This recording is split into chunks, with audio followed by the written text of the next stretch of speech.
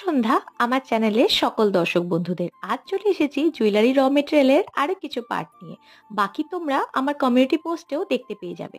প্রথমেই দেখাচ্ছি বিভিন্ন ধরনের সিলভার চামস, ছোট বড় সব রকম মিলিয়ে। এছাড়াও কুলো বেস, হাতে স্টিচ করা পুটলি বল, বিভিন্ন কালারের জুটের বল আর রং বেরঙের পমপমের চেন, কিছু কানেক্টার্স এবং প্রিমিয়াম কোয়ালিটির সিলভার বলস ও গোল্ডেন চামস।